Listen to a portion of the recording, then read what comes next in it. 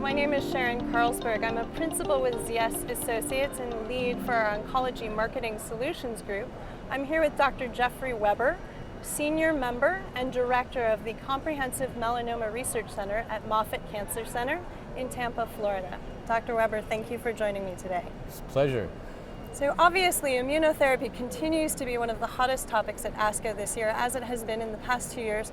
When you think about all of the new data coming out, what for you are some of the most clinically relevant treatments that are going to really change care in the community? Well, I think it's interesting. A colleague said to me that this is an immuno-oncology ASCO. And I said, why? And he said, well, the plenary session is about immuno-oncology. The Karnofsky Award is about immuno-oncology. The Science of Oncology Award is about immuno-oncology. And some of the highest impact presentations are about immuno-oncology. So I guess I'd have to agree with him. And I think the most impactful would be, for example, the MSI high colorectal response rate to pembrolizumab. Very impressive, which supports this idea that if you have lots of mutations in your tumor, it increases the likelihood that you might be responsive to immunotherapy, which seems incredibly simple-minded, but it probably is true.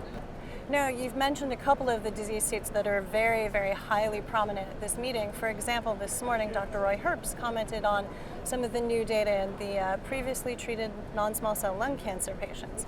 There are these debates in the clinical community about, is nivolumab the new standard of care? And importantly, I'd like to hear your opinion on the role of testing for PDL1 expression.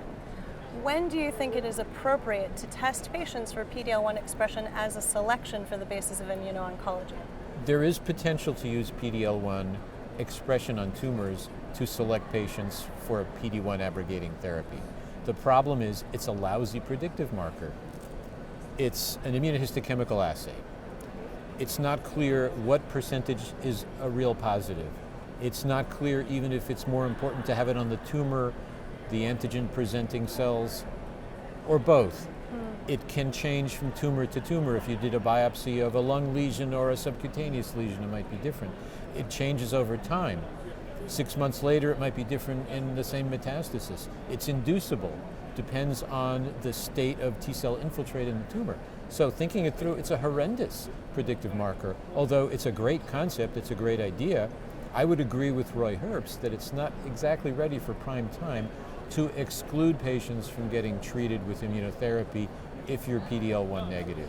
So let me ask the natural question. Are there patients or are there disease states where you feel that the benefit of PDL1 expression, knowing that expression pattern, can make a difference in the sequencing of, say, targeted therapies or immunotherapies? Well, it's probably more important, or rather being PDL1 in bladder cancer and lung cancer probably is a greater differentiator of response, but it is still not clear if it would impact on your ability to have long-term survival getting the drug, if it's negative. Okay, that's fair. Well, another disease state where we've seen that PDL1 positivity is less important is melanoma. I think one of the interesting controversies we've seen in the last few years at ASCO is the role of targeted therapies, particularly in BRAF mutated melanoma patients versus immunotherapies.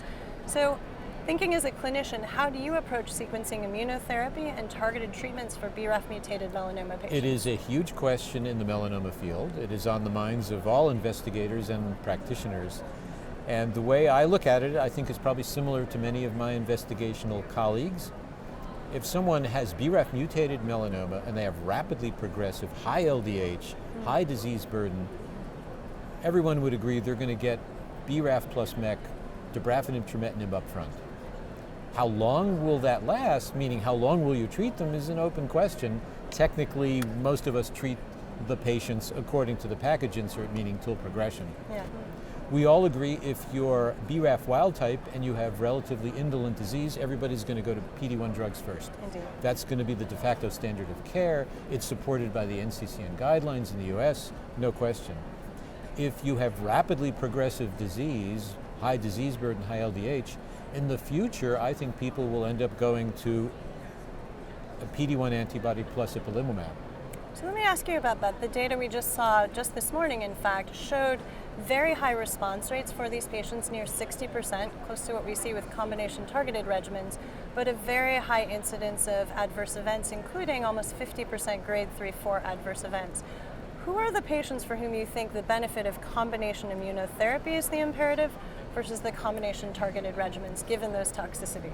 My prediction is that someone who's PDL1 negative would be in a situation where they would truly benefit from getting the combination, the concurrent Ipi-Nivo. If you're PDL1 positive, especially if you're PDL1 positive and have a T-cell infiltrate, you may be able to get away with just a PD-1 drug like nivolumab or pembrolizumab and do very well, have good duration of response, high response rate, and then if you progressed, you could go to ipilimumab with no loss of survival. That will be shown more prospectively in clinical trials.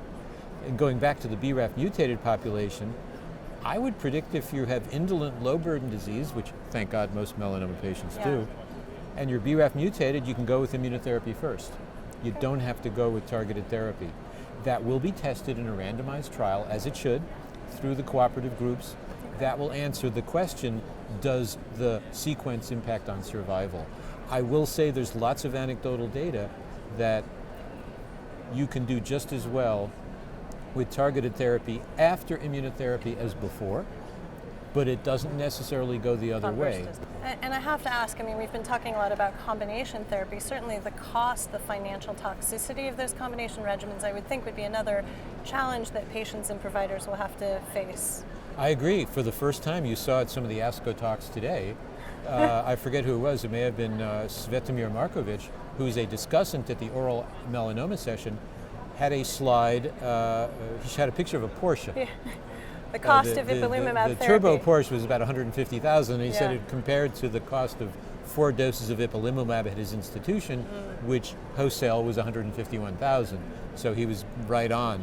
And then if you add nivolumab or pembrolizumab, it went even higher. Yeah. Obviously, there's only a finite amount of money in the United States. There's only a finite amount of money we can devote to healthcare. You and I and everybody else in the room are going to be paying for this. I think the companies are very aware of this, and a lot of them are thinking about innovative models to limit the costs. Well, thank you, Dr. Weber. Obviously, you and I could probably talk for a very long time. There's a lot of new information, a lot of new data. Thank you for sharing your views on immunotherapy here at ASCO 2015 with me. My pleasure, and as I said a year or so ago at ASCO, to quote that philosopher Frank Sinatra, the best is yet to come. Thank you. Great, thanks.